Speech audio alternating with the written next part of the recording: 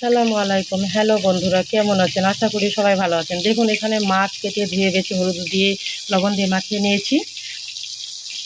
আর এখানে দেখুন মাটির চুলোতে ভাত চাপিয়ে দেওয়া হয়েছে। দেখুন গ্রামের মানুষরা এইভাবে রান্না করে, অনেকে গ্যাসে রান্না করে, আমরাও গ্যাসে রান্না করি।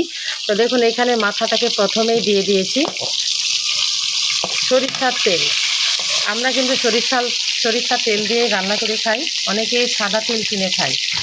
তো আল্লাহ পাক বলেছেন বেশি কিছু চাওয়ার বা লোভের দরকার নেই, খুব অল্পতেই সন্তুষ্ট হয়ে যাওয়া দরকার।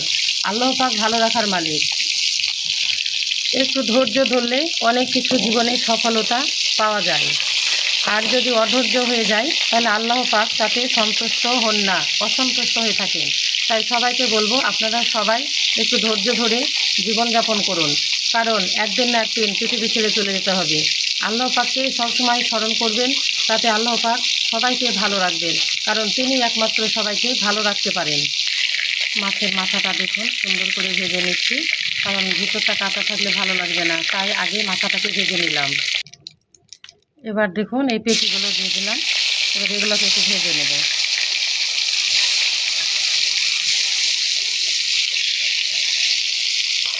দেখুন মাছটাকে এবার আমি কড়াইয়ে দিয়ে এপিট ওপিট করে লাল করে ভেজে নিচ্ছি। তো ভাজা হয়ে গেছে, এবার এটাকে আমি তুলে নেব, তারপরে একটু মাখো মাখো ঝোল করে তেল মশলা দিয়ে কষে মাছটাকে রান্না করে নেব। দেখুন এইখানে আমি পেঁয়াজ দিয়ে দিচ্ছি, পেঁয়াজ দিয়ে দিলাম, পেঁয়াজটাকে পুড়িয়ে নিচ্ছি। এখানে মশলা দিয়ে দিলাম, মশলাটাকে একটু কষে নেব। স্বাদ মতো লবণ দিয়ে দিলাম, কারণ আগে দিয়ে নেওয়া হয়েছে। হালকা করে স্বাদ মতো লঙ্কা গুঁড়ো দিলাম, স্বাদ মতো হলুদ গুঁড়ো দিলাম। আপনারা কম বেশি করে নিতে পারেন। একটু ভাজা গুঁড়ো দিলাম। সুন্দর করে মশলাটা দেখুন কষিয়ে নিয়েছি, যাতে কোনো গ্যাসটা না থাকে, ভালো করে পুড়িয়ে নিলাম। এবার এখানে হালকা করে জল দিয়ে দেব, জলটা দিয়ে দিলাম।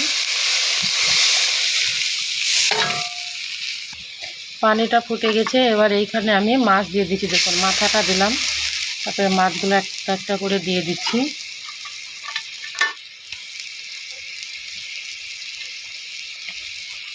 এবার এটাকে একটু ভালো করে নেড়ে দেবো, যাতে লবণ ঝাল প্রত্যেকটা মাছের ভিতরে ঢুকে যায়।